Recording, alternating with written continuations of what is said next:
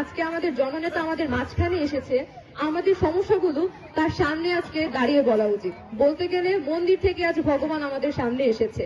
কথাটাকে আমি ভুল বললাম? মাদক হচ্ছে এমন একটা জিনিস, সেটা শুধু একটা মানুষকে না, একটা পরিবারকে ধ্বংস করে। আমি চাই আমাদের সুষম দুর্গাপুরের যুব সমাজে যারা আছে তারা আমাদের তারুণ্যের প্রতীক। তারা যদি রাজনীতির এই অন্তরালে গিয়ে মাদক সেবন এবং মাদক ব্যবসা বন্ধ করে, তাহলেই আমাদের এই দেশ, আমাদের এই রাষ্ট্র, আমাদের এই সমাজ উন্নয়নশীল হবে, আমরা উন্নত করতে পারবো। শিক্ষা প্রতিষ্ঠানে বেশ অনেকেই আমাকে জিজ্ঞেস করেছে, বিজয় তুমি কোথায় পড়ো বা তুমি কোথায় থাকো? তখন আমি বলেছিলাম আমি তো পাহাড়ের রাজ্য সুষম দুর্গাপুরে থাকি। তখন তারা খুব কটুভাবে বলেছিল, সুষম দুর্গাপুর, তোমাদের এদিকে তো হয়তো বা বর্ডার অঞ্চলে মদের ব্যবসা কিংবা এই অনেক মাদকের ব্যবসা হয়, তাই না? তখন সেটা আমার কাছে লজ্জা লেগেছিল, কারণ আমার সুষম দুর্গাপুর হচ্ছে পাহাড়ের রাজ্য। আমার সুষম দুর্গাপুরে কেন এসব মাদকের কালিমা থাকবে? আজকে ভগবান আপনাদের সামনে দাঁড়িয়ে আমি চাই আপনাদের যাদের যে সমস্যা আছে সেটা প্রাণ খুলে বলুন।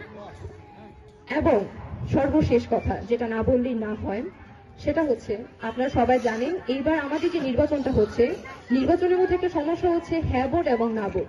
সেটা হয়তো আমরা এখানে অনেকেই জানি না সেটা কিভাবে। আমি স্যারের কাছে বিনীত অনুরোধ করব এই ভোটটা কিভাবে দেওয়া যায় স্যার, সেই সম্পর্কে একটু জানানো, কারণ আমিও এবার প্রথম নির্বাচনে ভোটে অংশগ্রহণ করব, আমিও এবার ভোটার হয়েছি।